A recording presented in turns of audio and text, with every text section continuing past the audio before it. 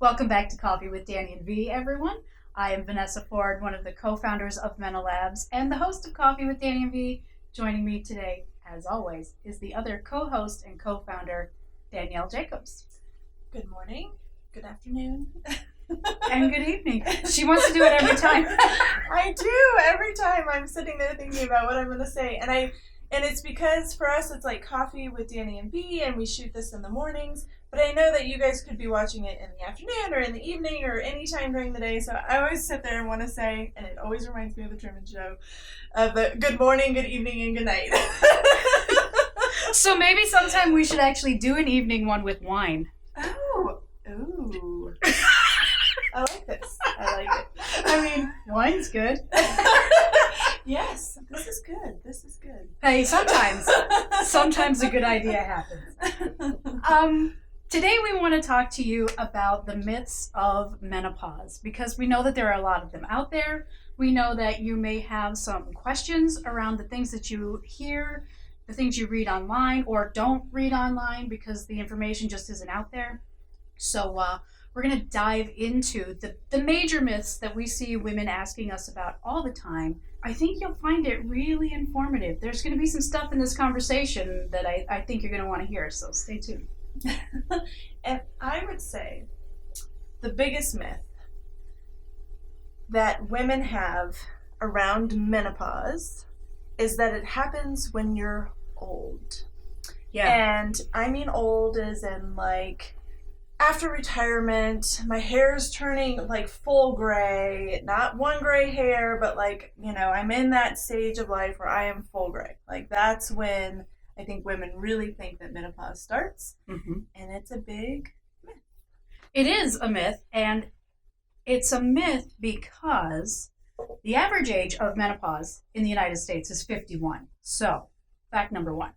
And I don't, I'm going to be 50 next year, and yeah, I dye my hair so you don't see the gray, but I'm nowhere near being full gray. And, I think back to when I was a kid, and I remember my grandma being so old, right? She was my age. So, so old is relative probably. But what we're, I guess, getting at is that we tend to think of ourselves as still being young no matter how old we get. And that's totally fine. We should, because it's, we're still healthy and vibrant. And it's not this thing that happens to you when you're like geriatric. I hope that's not offensive, right? But, but you still have these misconceptions. I think, in the world we're evolving and we are advancing our thought processes. And I think that's one of them, even with menopause, is that it's an advancement and it's an understanding. That's really what it is it's learning and actually understanding menopause. And so with menopause, yes, menopause, the word menopause starts at 51, but there are actually 3 stages of menopause. And the first one that you start seeing symptoms is called perimenopause. And that actually starts for most women around the age of 35. So when you're talking about menopause, the actual age that menopause starts is about 35. And the thing that starts our bodies into the phase of life, the journey of menopause for women, is the decline in estrogen. So at 35, our bodies start to see this decline of estrogen levels being produced. And so our bodies are starting to get out of whack because women's bodies have been designed and, they work in sync with these levels of estrogen. So as you start declining your levels of estrogen, body just goes out of whack. Yep. And then you start having symptoms. And you start having, guess what, ladies? Hot flashes and perimenopause. Yeah, but I got to jump in here because here's the thing. Everyone, well, not everyone. Most women think that when they get into menopause, they're going to know because they don't have a period anymore and they have hot flashes, right? Hot flashes are the big symptom indicator. But I'm here to tell you that I was just looking at some data that suggests very strongly that hot flashes are like number 5 on the list of most commonly experienced symptoms. And what's really interesting is the symptoms that rank above that are weight gain, no surprise to us, those of us in midlife, mood swings, and anxiety, which kind of goes hand in hand with mood swings, but is a little bit different. And now I, of course, cannot remember the other one. So it's probably brain fog. But, those things happen to us and we just, write them off as it's irregular periods is what it is. Symptomatic of, other things going on in our life, stress, changes at work, changes in our household as our kids grow up and move out or whatever it is. We attribute those symptoms that are actually symptoms of fluctuating estrogen and perimenopause to just, that's just life and that's what happens. Or I'm getting old. To me, that is the misconception. We chalk it up to getting old instead of truly understanding that it's happening because your body is doing these declines in estrogen. You're actually going through menopause. And there are things that you can do to help yourself with this transition and this journey through menopause in order to help regulate your estrogen and soften that decline. So, Vanessa and I have talked about it over and over, that your decline of estrogen, you think of it as naturally it's supposed to go like this. And really what your body naturally does is it goes like this. And it's literally going like this all the time. And you have these huge spikes, and that's when you're going to, maybe have huge mood swings or severe hot flashes. And maybe you notice that some days aren't as bad, and that's because your estrogen levels are on the lower dip. And then, tomorrow they're on the higher dip. Or maybe it's every day, all throughout the day, it's like this. Yeah, because estrogen regulates so many symptoms in a woman's body that when we don't have enough of it to parse out to all these different symptoms, like send it out and supply it, it's like the law of supply and demand. Your body will send the estrogen it has to the area that it needs it the most. So that's why, your mood swings go up and down, because it's sending the estrogen somewhere else to keep you from having a hot flash, right? That's how it works. But we don't understand that transition starts to happen when you're in your mid to late 30s for most women. And so that's another myth of menopause, right? I would, on that too, point out that the two things that we always hear that are the only two things that women misconceive as the signs of menopause or are a part of menopause are: one, hot flashes, and two, losing your period or irregular periods. And even irregular periods, I'm not sure that women actually attribute that to menopause. They might see it and understand that that's leading up to them not having a period anymore, which is the true definition of menopause.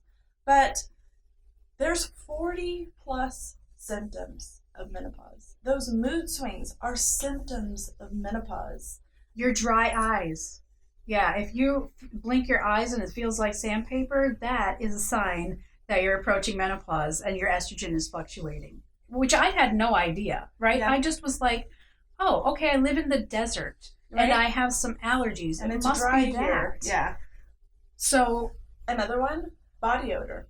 If you feel that your body odor is getting worse in midlife, that's because it all has to do with your hormones, and it all has to do with your estrogen levels. And who would have thought body odor is because, and more intense body odor is because of menopause. Yeah, I don't think that it necessarily changes. It's just that it's much stronger, and we're so much more aware of it then. And another one that I think is fascinating is increased allergies, because I have had some allergies in the past as a younger person, but not anything I couldn't handle with, a Benadryl or something. And now, because of perimenopause, my allergies are so bad that my doctor prescribed an inhaler, because otherwise I can't breathe, and it's due to my fluctuating estrogen levels. And that's scary, right? When you can't breathe. And I never, if I didn't have a doctor who knew what she was talking about and didn't do this research with the company, I never would have known. And that's something too. We'll get into that in another episode and talking about doctors. And we have a doctor that we talk to on a regular basis about menopause, and that's been her focus and her specialty. But doctors aren't giving us, and they're not paying attention, Are they paying attention? Maybe they just don't know about it. They haven't been educated around menopause. Right. I don't think they're choosing not to know about menopause. And it's just like we're not choosing when we go into menopause to not know about menopause. It's just what society and the education system for doctors, they haven't put a focus on menopause. Yeah. So in our next episode, we really want to dive into perimenopause. So as Danielle mentioned, there's 3 phases of menopause. And we want to dive into perimenopause because that's where women, I think, are most confused. When menopause, that 12 consecutive months with no period hits, that's pretty obvious, right? Well, for those of us who aren't on certain kinds of birth control, it's fairly obvious. But if you're on birth control, that's a whole other ball of wax. And that was mine. I mean, I was 35 and I was starting to have some mood swings and different signs, weight gain, that I'm 40 years old now. And as I went from 35 to 40, I was starting to show these signs, but I never would have put them to me being in perimenopause because I was on a birth control, an IUD, that made me have no period. So I didn't even see the fluctuation and anything like that with my periods. I'm not seeing any of that. Because guess what? I just don't have it. So it's really hard. It's even hard. It was hard for me. I may have even been having PMS, but I couldn't tell because there wasn't that indicator. Like, you didn't all of a sudden start having your period and you're like, oh, that's why I was like that last week, right? I didn't have it. I just had to think through it and be cognizant and stuff. So, yeah. And that's, again, Danielle and I are always talking about how we want to give women the tools to take charge of their health. And that's why you need to track things. Even if you're not on birth control, but if you are on birth control, tracking your symptoms so that you understand what's causing them, when they happen, trying to figure out the patterns for yourself using things like, we have an app called Mental Life. And if you're on it, you should be using the tracking tool because that's what we have it for.